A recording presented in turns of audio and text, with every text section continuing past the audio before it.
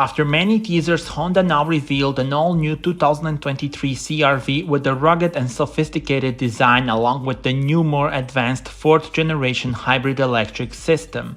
The 2023 CR-V is launching this summer, with the hybrid model launching later in the year.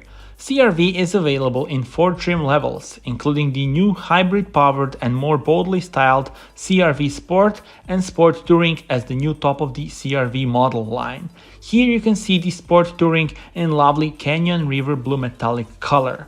All-new 4th generation 2-motor hybrid electric system has a combined output of 204 horsepower.